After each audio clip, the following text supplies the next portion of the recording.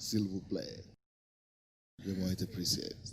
Друзья, хотелось бы объявить вам, что всемогущий Бог в доме сегодня.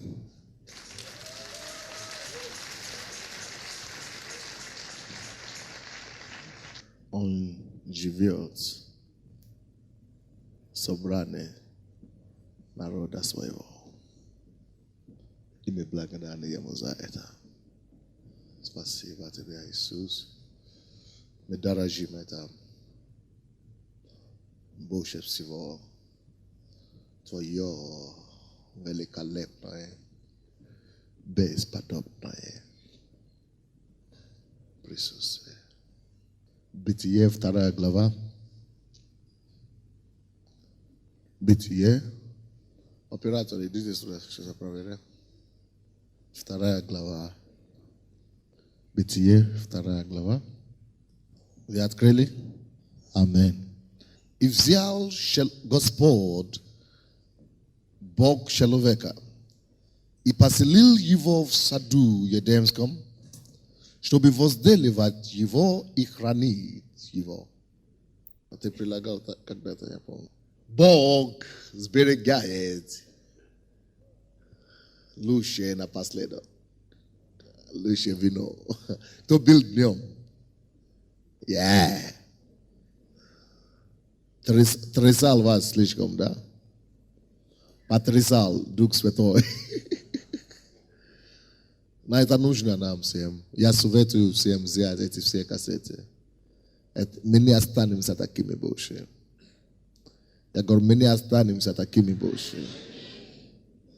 Наша судьба изменится на лучшее навсегда. Мы больше не будем пользовать. Время нам бежать пришло. Написано в Библии, что есть какой-то парадокс, который наблюдается среди сынов человеческих. Когда цари ходят пешком, а рабы сидят на конях. Это время приходит к концу. Мы больше не будем ходить пешком. Когда неудача, болезнь, груз, депрессия себя едет на наших конях. Кто-нибудь здесь? Мы поменяем ролями.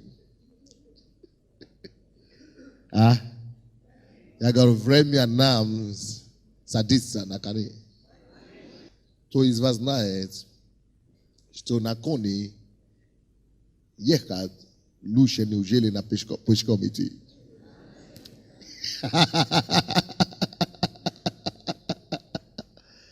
А кто знает, что быстрее? Доедешь. И не только быстрее. И энергию сэкономишь. Правильно.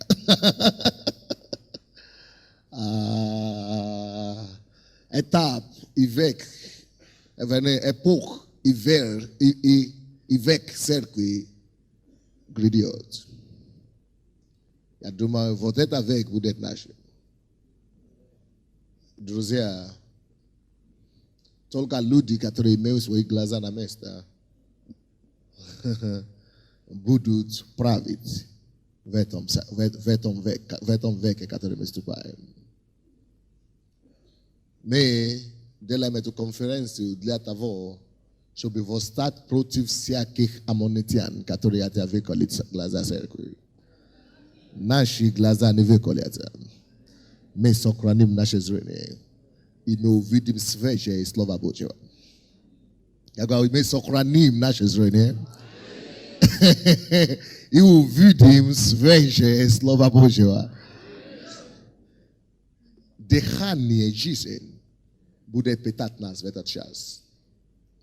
Мы будем кормиться дыханием с неба. Будет питать нас. Да. Смотрите на себя по-другому. Рисуйте свою судьбу по-другому. Потому что мир собирается слушаться нас. И тебе в том числе. И это все будет зависеть от того, насколько ты будешь себя вести. Vou para Shimon e a própria verdade. Atom que met veru e verinos samon sebie. Otwoje vere e verinos sebie. Otwoevo desnavenie zavisit.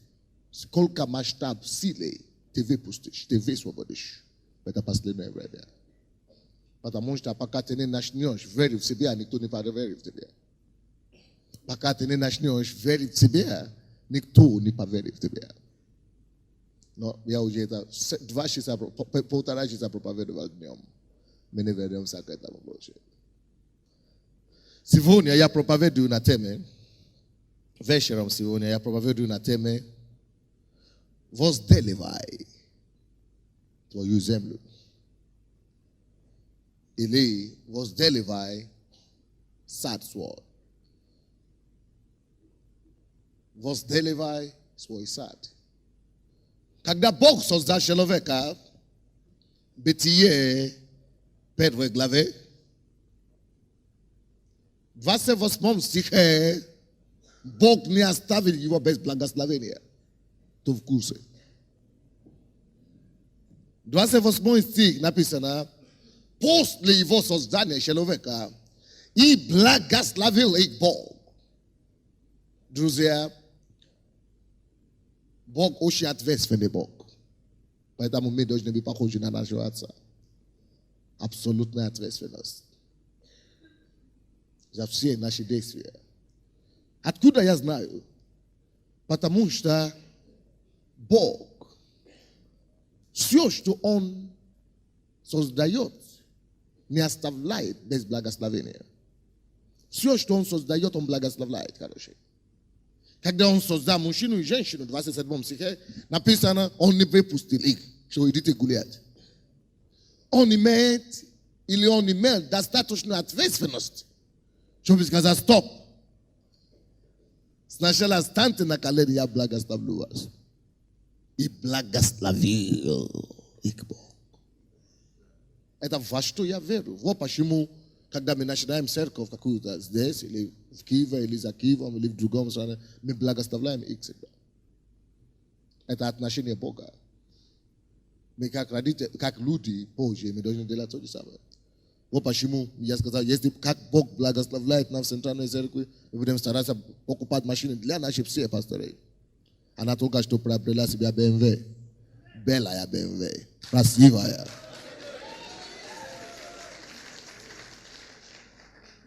Начиная с Киева до края земли. До края земли надо верить Богу за это, конечно.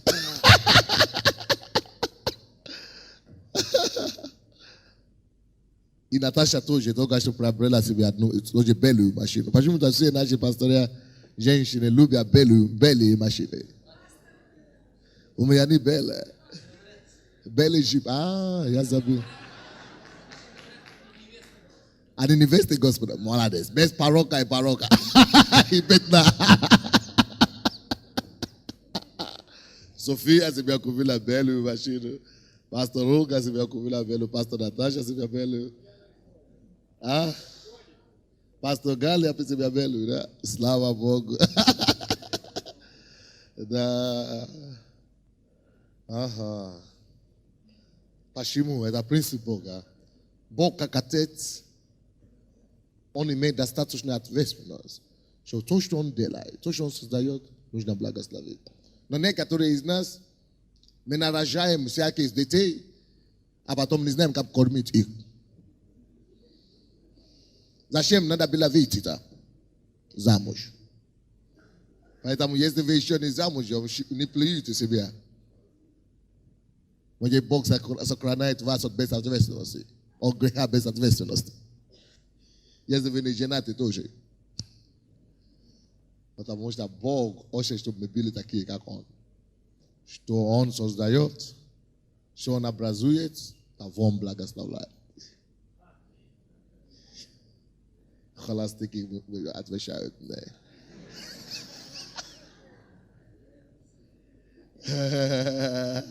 Но я хочу вам сказать, лучше делать это и иметь ответственность при том, Shem ni dela chivo. Kanesh na lu shem ni dela chivo. Besat vespenda. Shem dela chivo.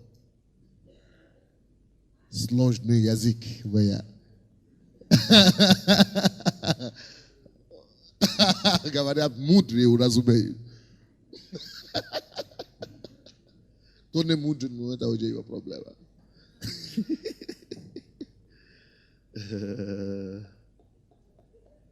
Yes. Adna kaje. Mismotria na eta shudesne she blaga slavene katore bog dal cheloveka.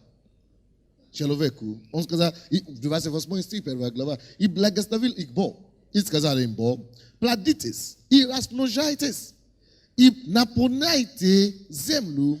I abladaite yeyu. I vladeshes wete na trebami maskimi. I naptis sami. Nebesnimi. I napsiakim životnim. Pris mekayu shimsia pozemle. On blaga slavi cheloveka. Vrode bi boku shi blaga slavi. No kuda ujedaj.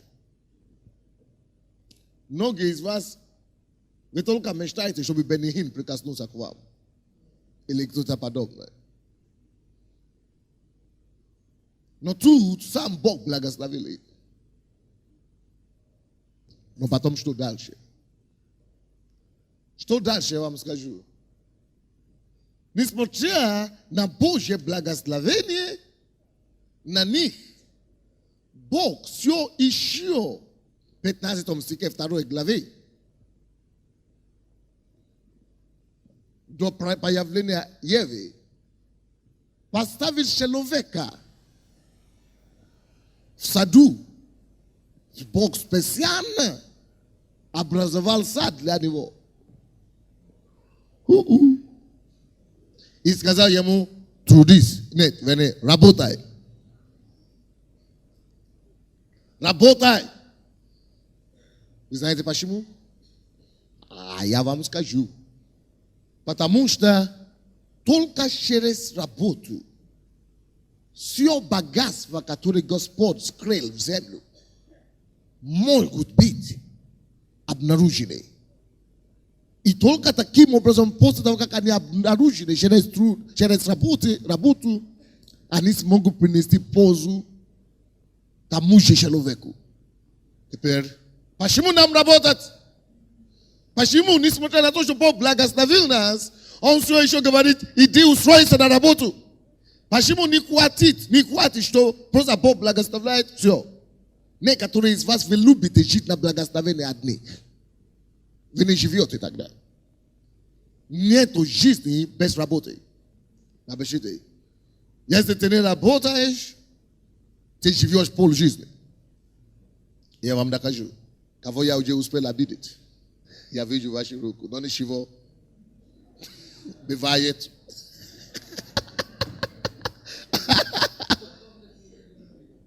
Потом вы полюбите.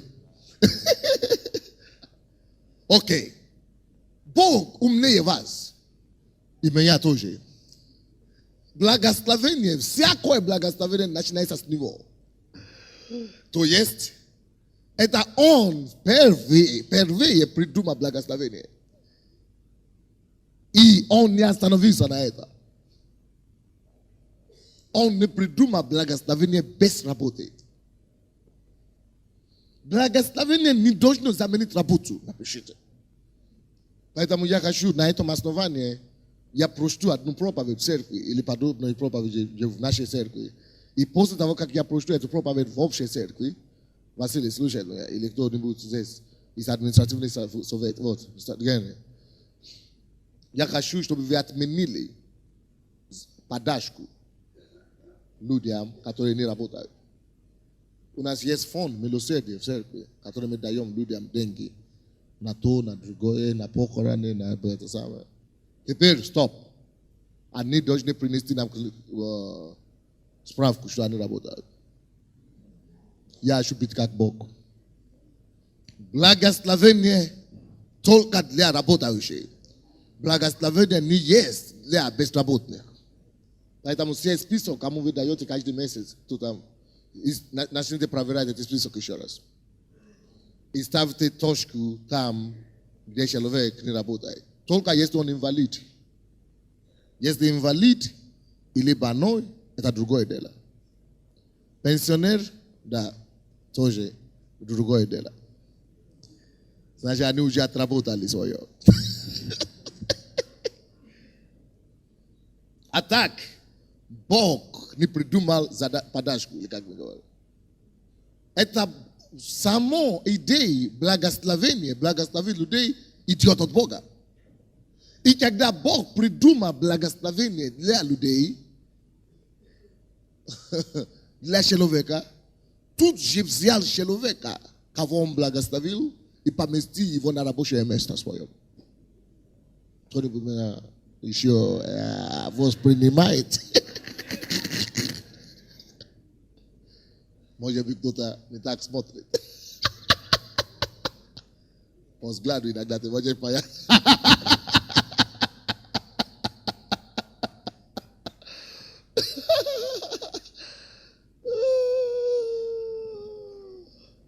Но я вам рассказывал Библию. Принцип Библии. Окей. Бог благословил человека чудесными благословениями. И сказал ему, иди работай после того. Потому что Бог понимает суд и законы, которые стоят за существование человека. Бог понимает суд человека и понимает суд его создания. Его создания.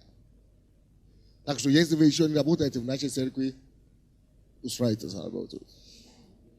Я уже сказал это утром или вчера. Работать и не получить зарплату лучше, чем не работать. Вы согласны со мной? Я вам докажу почему. Но, тем более, если вам предлагают работу за нищенскую зарплату, вообще бесподобно, еще так хорошо. Я думаю, как мне построить следующую бомбу.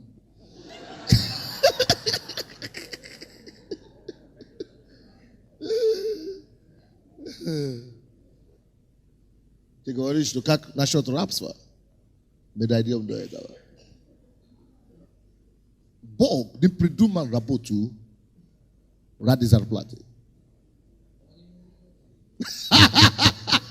Что? Микрофон надо говорить. Да, Бог же Адаму Еве не платил, просто благословил. Дайте ему аплодисменты.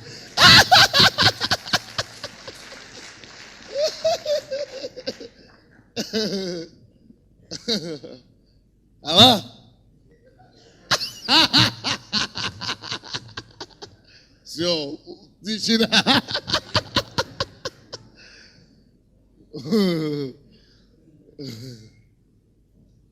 Совсем плохо, да?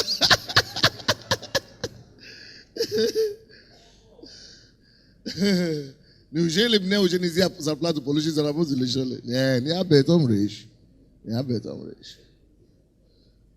Но речь идет о том, что труд лучше, работа лучше зарплаты. Напишите. Именно о чем речь. Работа лучше зарплаты. Вот о чем речь. Потому что если мы хотим царить с вами в новом тысячелетии, Бог должен найти способ, как поместить нас там, где мы должны царить. А если мы отказываемся брать работу за просто так, никогда не дойдем туда, где Бог уже поместит нас для царствования. Этот вице-президент банка в Винусе никогда бы так не стал, если бы он не пошел устроиться уборщиком. Но когда он пошел устроиться уборщиком, тогда Бог говорит, что вот теперь ты готов стать вице-президентом банка. И он получает сверхъестественное продвижение с уборщика на вице-президента банка. Потому что он решил и согласился послушаться Богу малым. И быть верным христианином до конца, в отличие от многих из Pashimu rabota luche zarplate. E pashimu bo. Nismutana blagas la vene na jizin. Isho dal im rabotu. Pastro il a sobe no raboshe mesta blaniki. Eta patamushta. Pakate budesh rabotat. Tot tворческая натура, которая в тебе. Только через работу она может развиваться и высвободиться. В каждом человеке есть дары, таланты, творчество, какие-то, месторождения, какие-то жемчужины, какие-то вожделенные места.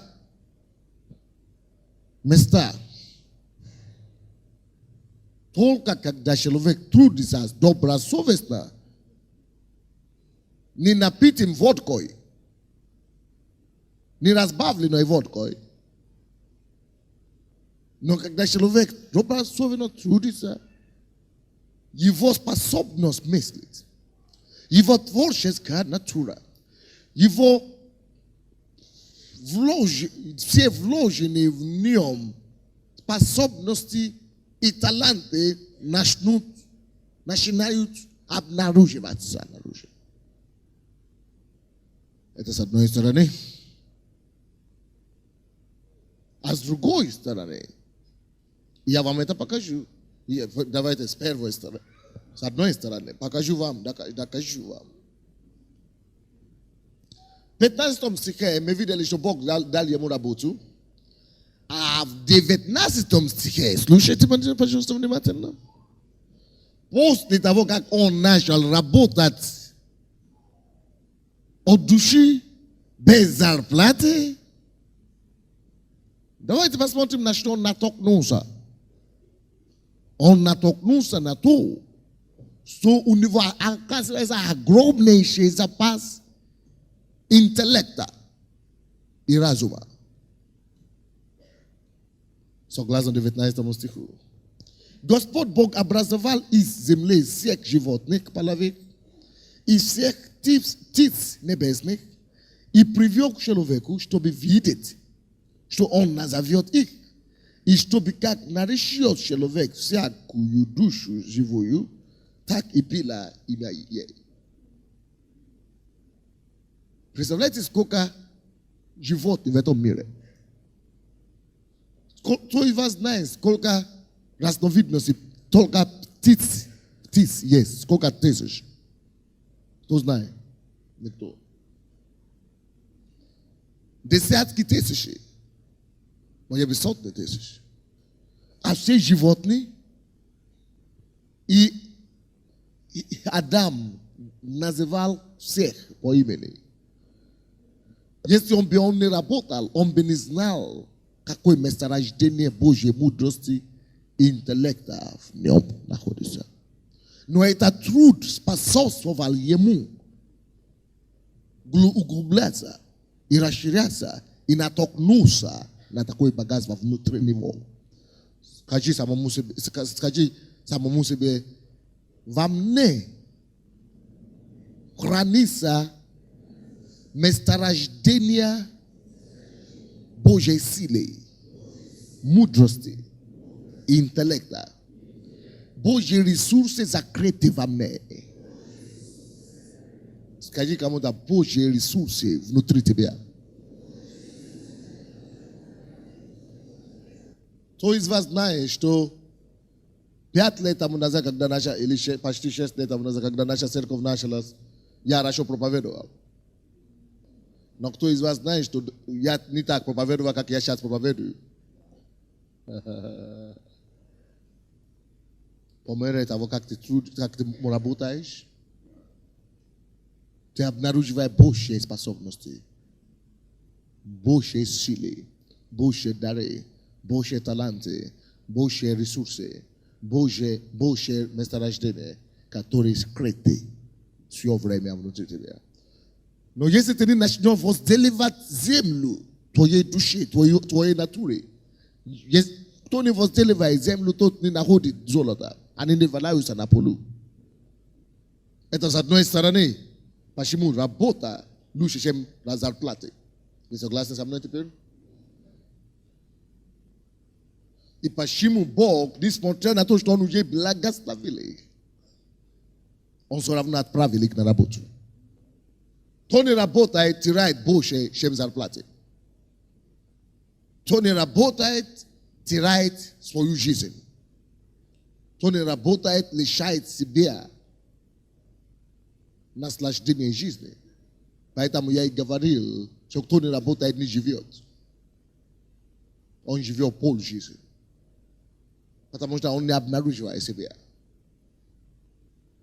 Это другое дело, что лучше работать на своем поле, чем работать на чужом поле.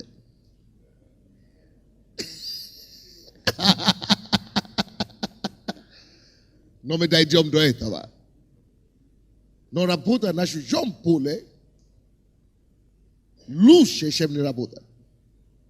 Хотя бы ты еще работает. То есть работать по своему предназначению и призванию и силе жизни лучше, чем просто работать. Однако просто работать лучше, чем вообще не работать. Алло, друзья. Есть еще вторая причина, почему Бог направили их на работу. Отправили их на работу. Вторая причина заключается в том, что кроме того, что в человеке есть некоторые запасы и силы, и энергии, это также истина, что все, что мы видим вокруг себя, содержит в себе богатство, которое кто-то должен себе открыть. Сложновато. Все, что мы видим вокруг себя, напишите. Когда вы напишите, тогда вы поймете. Я говорю, это также правда, что все, что мы видим вокруг себя, содержится в себе самом. Содержит в себе, содержит в себе невидимые богатства. Все, что мы видим вокруг, содержит в себе богатства. Но невидимые, которые ждут, эти богатства ждут, чтобы кто-то раскрыл их. Теперь понятно? Вот вторая причина. Почему он отправил их на работу? Дойдем до этого. Оказывается, что вроде бы земля, на первый взгляд, такое впечатление, что земля создана Богом только чтобы на ней ходить. Первый взгляд. Первое впечатление. Что земля? Ну что еще? Ну земля. Только чтобы нам на ней ходить. Играть в футбол. Окей. Но кто из вас знает, что это осуждение не совсем так. Правильно. Кроме того, что ты ходишь еще по земле, и земля, и деревья, и все, что мы видим, они еще содержат в себе невидимые богатства. Давайте я вам покажу. Так.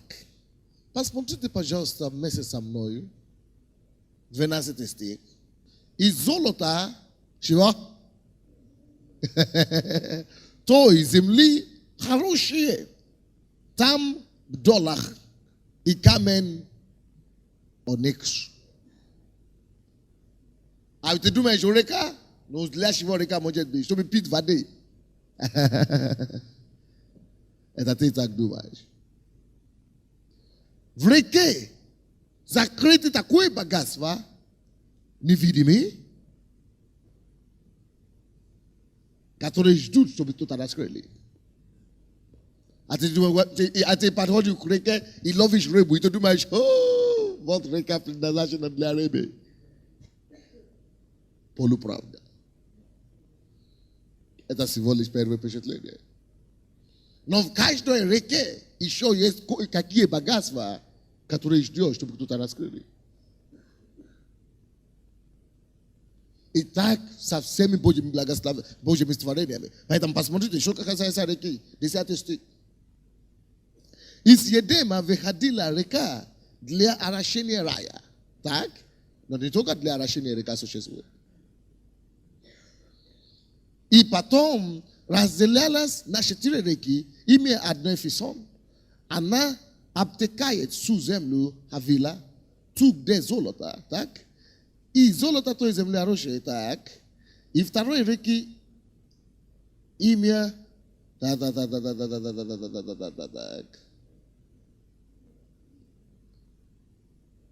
Имя второй реки Гихон, она обтекает всю землю Куш.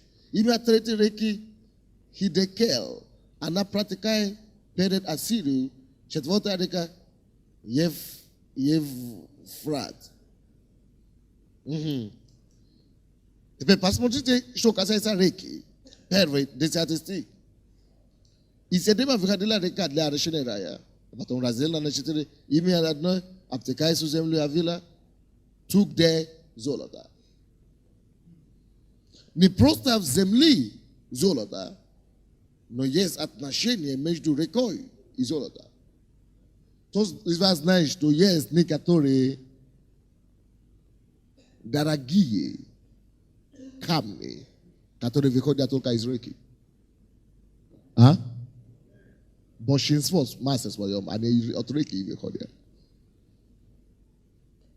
Так что не только рыбу можно ловить в реке. Все Божье творение, они наполнены богатствами. Только они ждут, чтобы кто-то открыли. Вы знаете, что я слышал, как пастор Саша мне рассказывал, что один немец приходил к ним в церковь. И каждый раз, когда он едет в машине по городу, Бориспола и Киева, он говорит, Боже мой. Ну какая богатство тут лежит в этой стране, они даже не знают. Он видит деревья, он говорит богатство. Он видит мусор, он говорит богатство. Он говорит, столько такие идеи, столько денег можно делать с этим всех проблем. Всякое, что ты видишь, Божье творение, ждут работающего, чтобы открыть. Вот вторая причина, почему работать лучше, чем не работать. Работать бесплатно, вернее, лучше, чем не работать. Потому что когда ты будешь работать, ты начинаешь обнаруживать некоторые скрытые богатства, некоторые скрытые места. О чем я говорю? Почему я устроил вам все эти доводы и доказательства, чтобы менять вашу жизнь?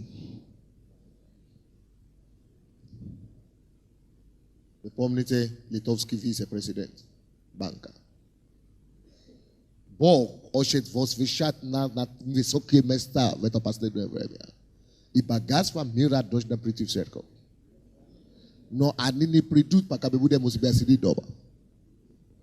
Мы должны устроиться на работу и начинать работать в любом качестве. А потом посмотрите, что Бог сделает.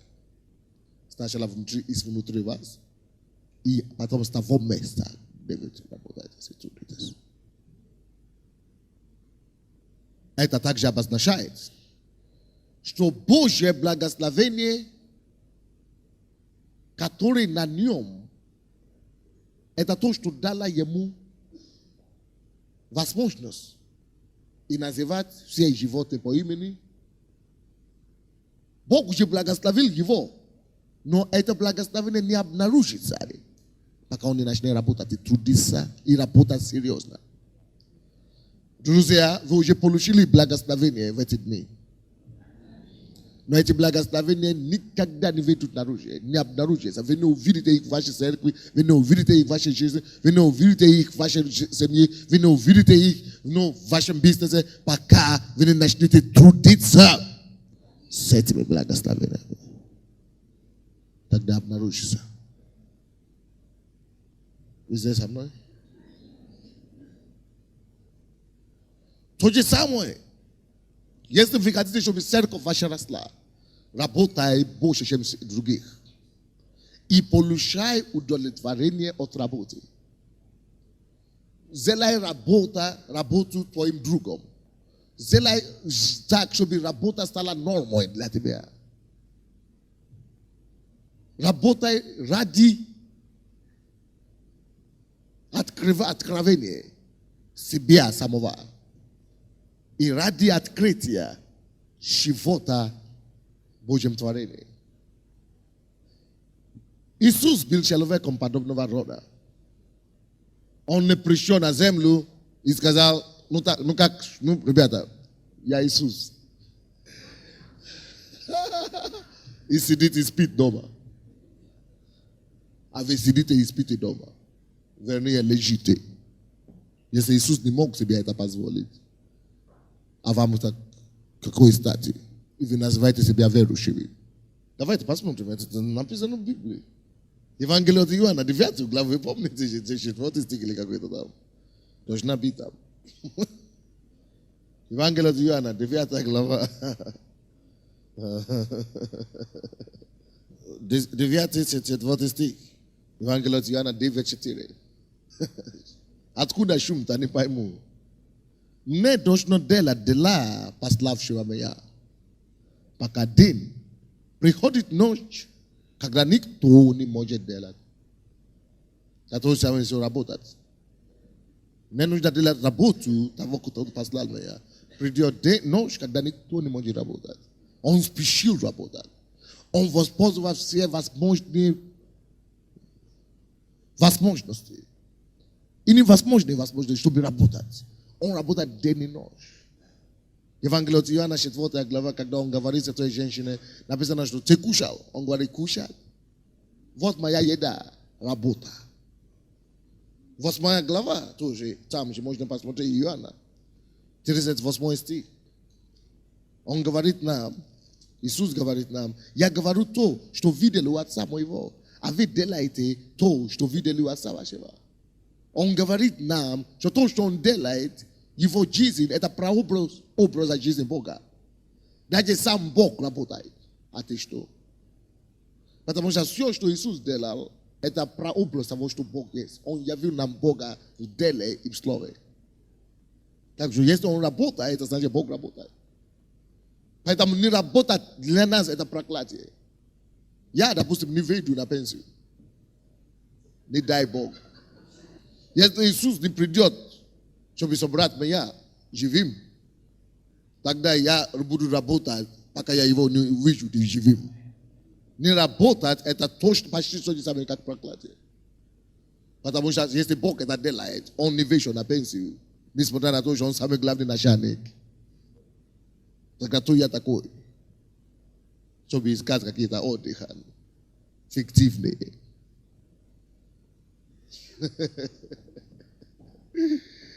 А вы скажете, а если я дома хозяйка, найди себе хозяин.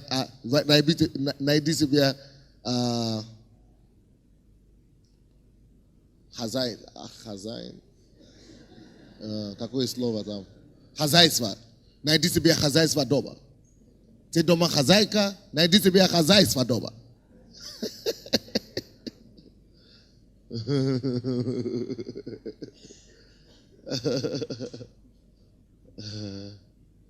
Если вы на пенсии, найдите себе работу в Божьем ниве. И не ожидайте зарплату. Потому что если вы будете ждать зарплату, тогда вы не имеете права рассчитывать на благословение. Первая Иоанна, первая Коринфянам, 9 глава, когда он говорил, Павел, что если я буду трудиться, это 2 Коринфянам, да? Первое. Если я буду трудиться и ожидать, чтобы кто-то не хвалил или что-то делал, тогда у меня не будет награда от Бога. Так что начните работать теперь ради награды, не ради зарплаты. Награда лучше зарплаты.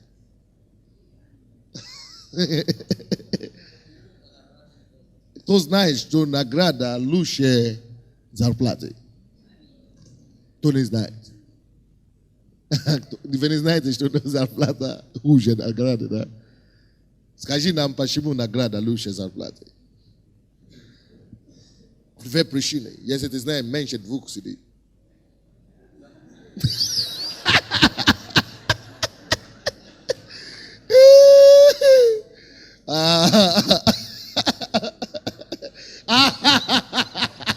Собрался, набрался смелость. Хороший пастор. Во-первых, зарплата это земное, а второе, она уйдет. А то небесное и вечное. Дайте я Бабло респект.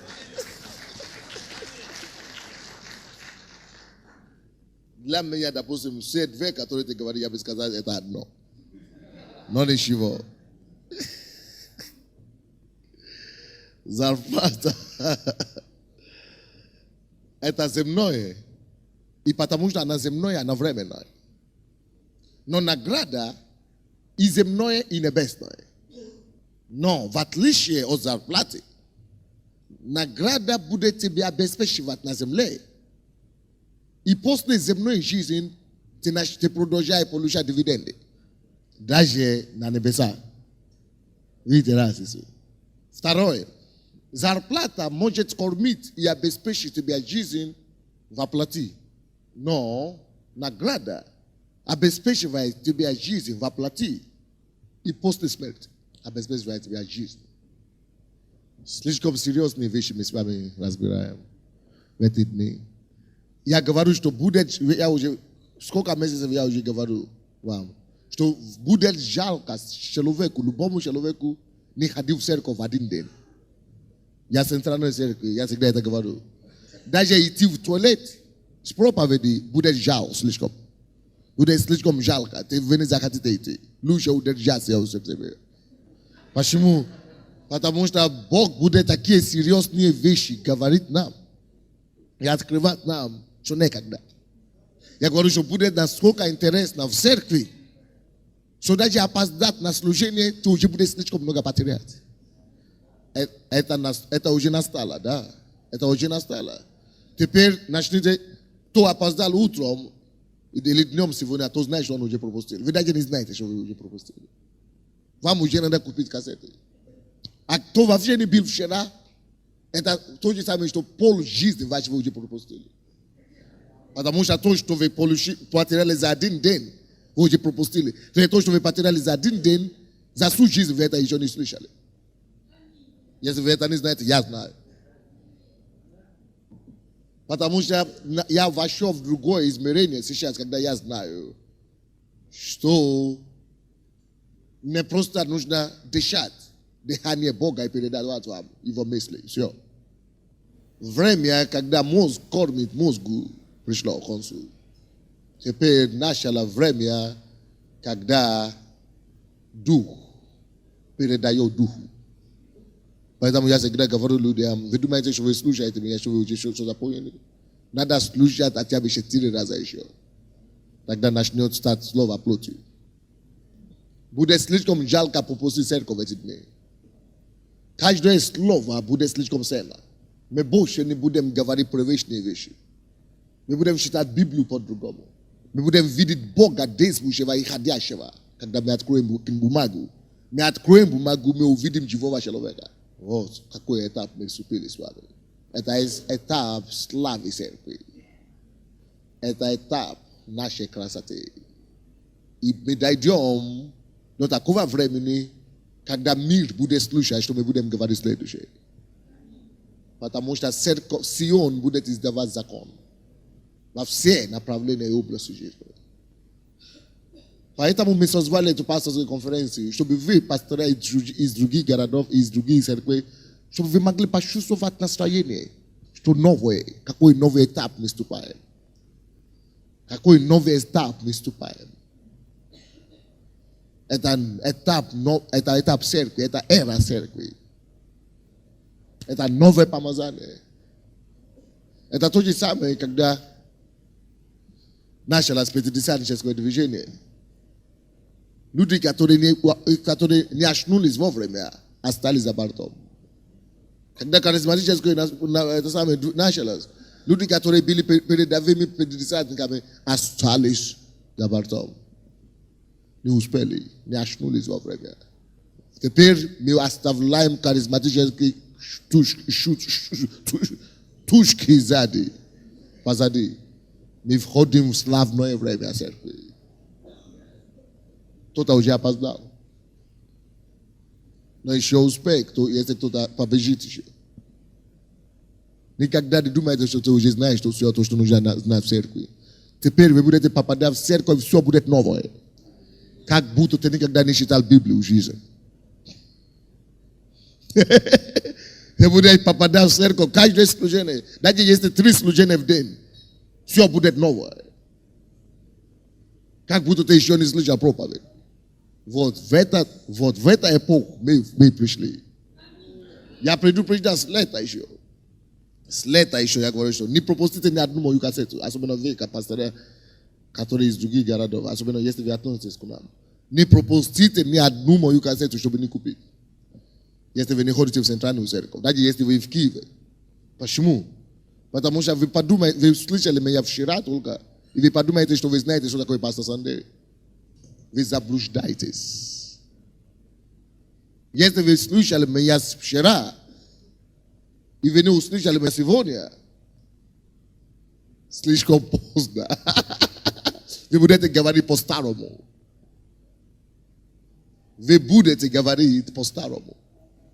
Скажи, спасибо тебе, Господь, что я живу в такое время. Что я живу в таком городе.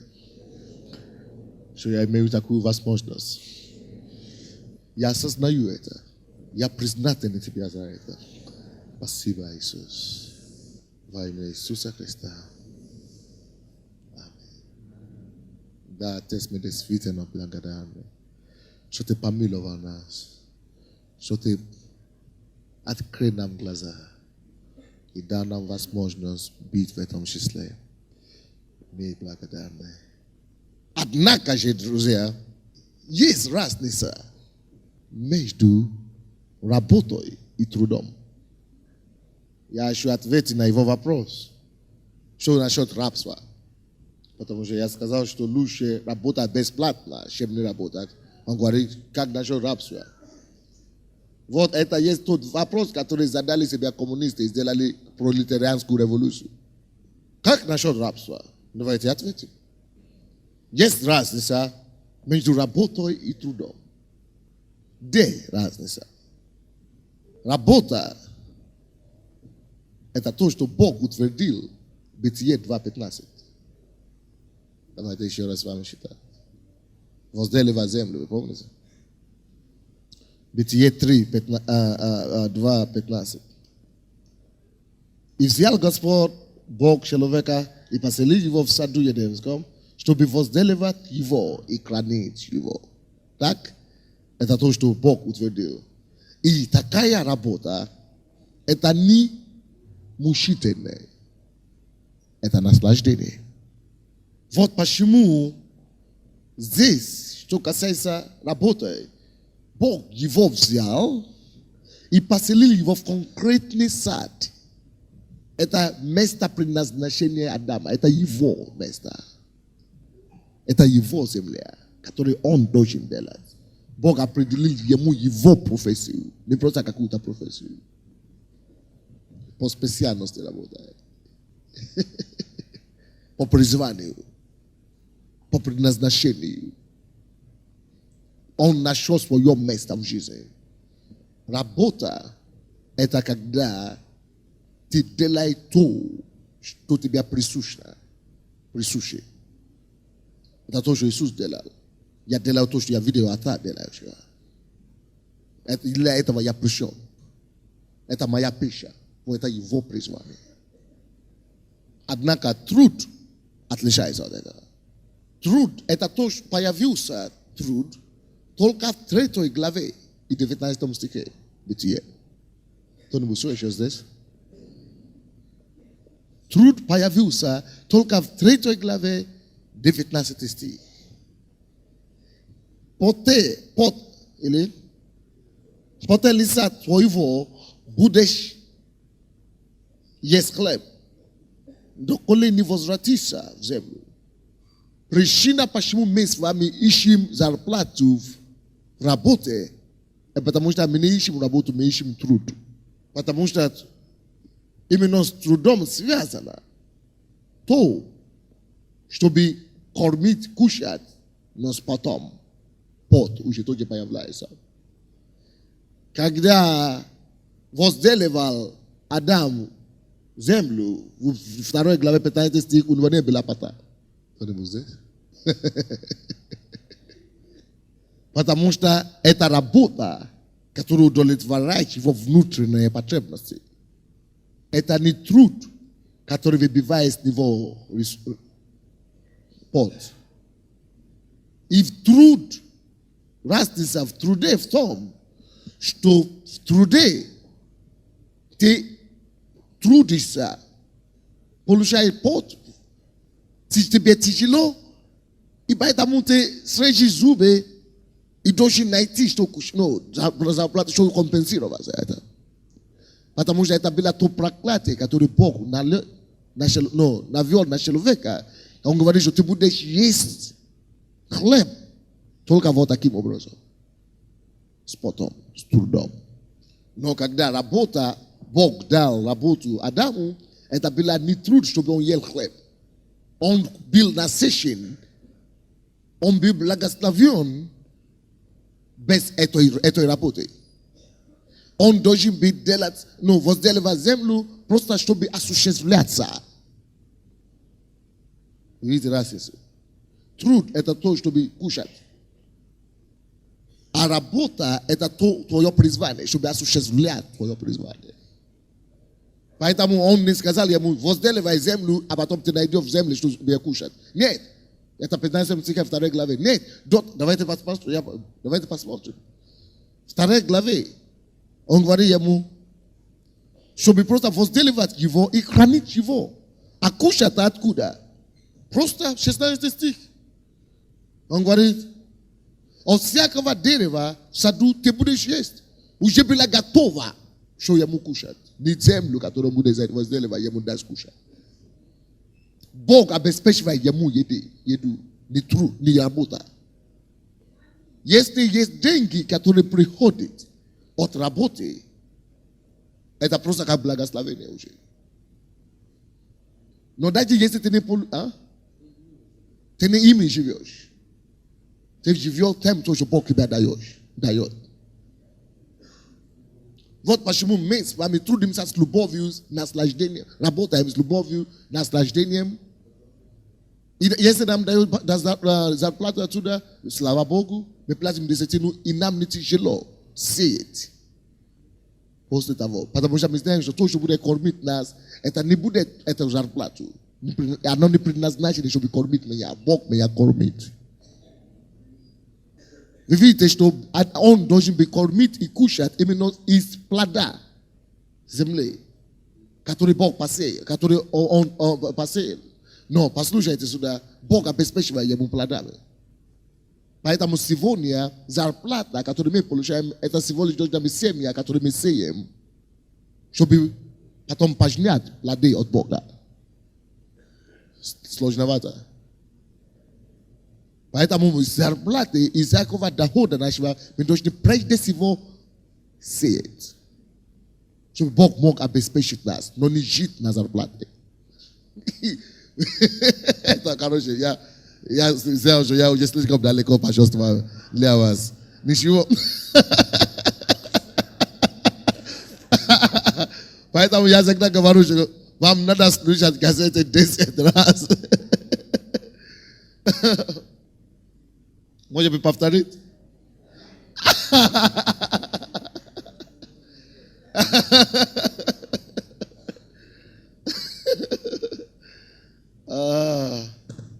Когда мы работаем,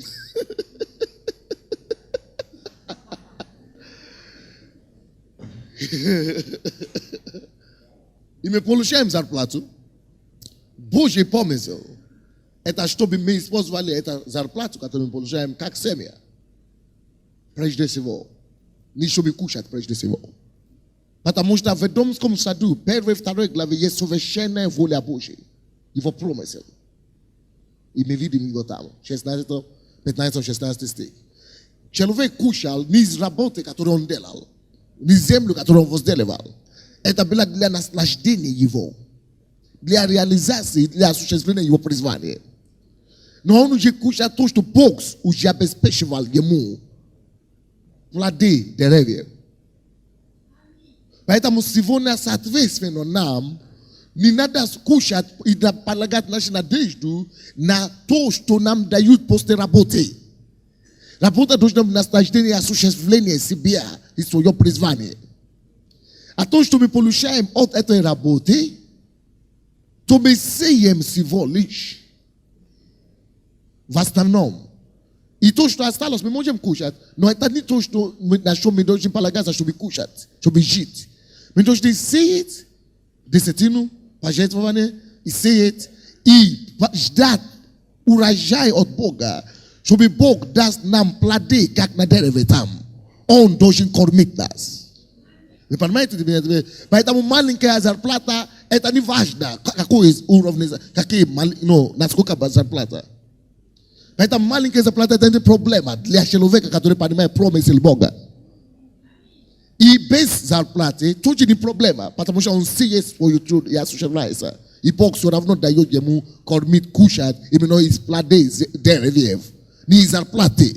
Поэтому если у тебя нет зарплаты, все равно есть кормление от Бога. Теперь дошло, не? Творная пища слишком, да?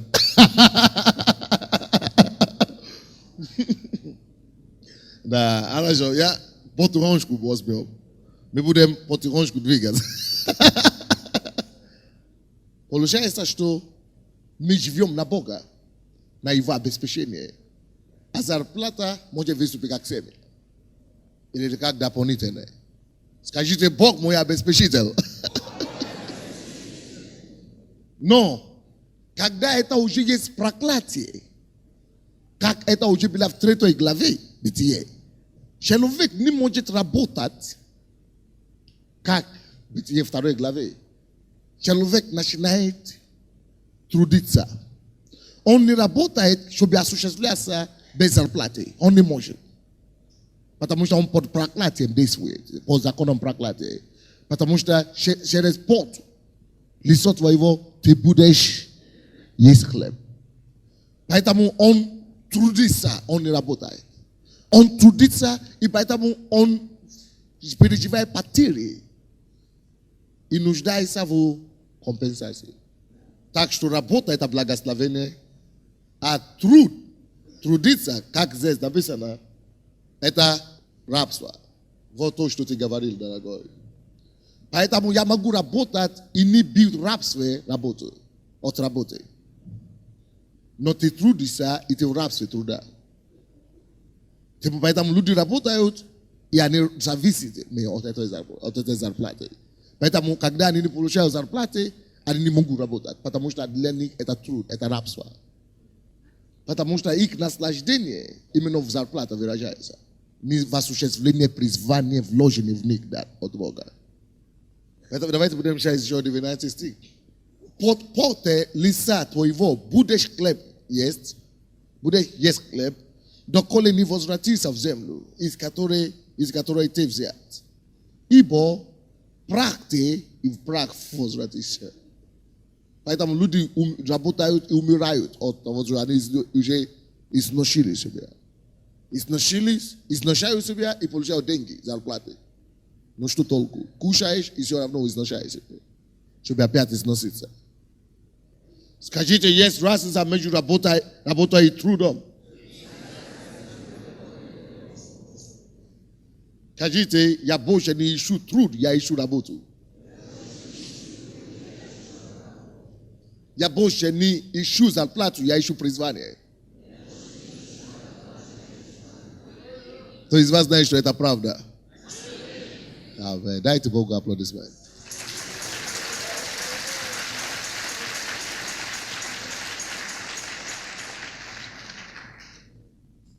В этом случае, согласно притчи, 13 глава, 11 стих, как чтобы получить зарплаты, он сам истощается. Он истощается. Несмотря на то, что он получает богатство, но он уничтожается. Пустота. Поэтому написано, что ты будешь трудиться вот таким образом с потом, пока ты не войдешь в землю, прах опять. Люди истощаются, когда они трудятся. Как таково, то есть как для зарплаты, для богатства. Они уничтожаются. Но, когда ты работаешь, ты всего лишь собираешь урожай и умножаешься при этом. Это Божья мудрость. Глубоко в наши сердца, в наши уши, в наши глаза. Аминь. Но я хочу вам сказать, что работа, согласно этому местописанию, работа приводит к богатству. Особенно, когда мы работаем на своем месте. Возделываем свою землю. Возделываем свою землю. Екклесиаст 9:10. Некоторые люди, они говорят, но я еще не нашел свое призвание, значит, я не буду ничего делать. Ерунда. Это самый короткий путь к проклятию. Я ничего не буду делать. Это самый короткий путь к проклятию. Екклесиаст. Hello, вы еще... Сколько я уже успел обижать еще? Нет уже руку. Потому что... Екклесиаст 9:10. Екклесиаст 9:10. Послушайте, какой совет Бог имеет для вас. Все, что может рука твоя делать, по силам делай. Не надо найти какие-то аргументы. Вот я не знаю, это мое, это не мое, я не знаю, зарплата будет, не будет зарплата, ну я не знаю, ну зарплата мало или много, я не знаю, что там, слушай. Бог ожидает от нас, чтобы мы искали всякую возможность, чтобы работать. Малейшие возможности найди, чтобы работать, чтобы что-то делать. Не надо нам призывать вам, чтобы служить. В нашей церкви в Киеве мы призываем людей служить. Устраивайте на служение, это из-за непонимания. Когда разум приходит и разумение приходит, каждый должен спешить, искать работать. Что-нибудь делать, чтобы делать работу. Потому что написано, все, что может рука твоя делать, делай по силам. А вы говорите, no, я не группа порядка, я лидер домашней группы, я другое. Нищенское мышление. Нищенское мышление. Некоторые из вас нужно еще гоняться за вами, нужно гониться за вами, еще искать вас, чтобы составить вас что-то делать. Примитивизм. Непонимание. Но человек, разумение, ищет возможности, чтобы работать лишние часы. Особенно если это для Бога. Есть некоторые из вас, которые спешат домой. Потому что 1 минута, это уже прошла после вашего рабочего времени по контракту. И даже есть некоторые, которые еще хуже. Раньше убегают до времени. Нет разумения. Все, что может рука твоя делать, по силам делай. Даже если это не твоя работа. Даже если тебя не прилагали. Yes, it was a manger night, you like a voice to a delay. This guy is at any more slugeni, at any more professor. Delay na pesana. But a most of Magile could at the Paidios. Net near a bote, near as Mishlania, nis nani ni mutroste. Vot zest na zemle. Memoja miskapat. I mean, exposovat do ponate. To jest memoja jest słowa, które ja ищу по-русски. Де мы можем воспользоваться и реализовать и черпать. Вот где нужно нам и черпать и знания, и мудрость, и размышления. Только здесь на земле нам надо и черпать. Даже в небе тебя не нужно будет. Ты опоздал. Станьте все, давайте будем молиться. Поднимите ваши обои руки к Богу, Господь, все. Я сдаюсь тебе. Поговорите с Ним. Помоги мне понять тебе. Помоги мне понять твой путь. Помоги мне действовать по твоему пониманию. Помоги мне жить по твоему откровению. Помоги мне мыслить как ты. Помоги мне, Господь, сделать работу, счастье в своей жизни. Помоги мне, Господь, вкладывать себе максимально в дело. Прославить твое имя. Я принимаю все, Господь. Все вызовы я принимаю. Получаю благословение и иду на свой сад, Господь. Я иду в свой сад. Я иду работать как никогда. Я иду работать личные часы. Я иду работать как никогда. Я иду работать без зарплаты. Я иду работать без всякое приложение. Я иду реализовать себя. Я иду воспользоваться своей энергией. Я иду воспользоваться своими ресурсами. Принимайте от Него. И скажите ему, Господь, я отдаю себя своему призванию, осуществлению своего резерва во мне.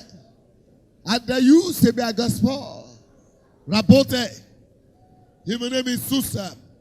Освобождаю себя от рабского менталитета. Освобождаю себя от менталитета зарплаты. Освобождаю себя от рабства. Дай мне осуществляться. Дай мне осуществиться. Дай мне осуществиться, Боже.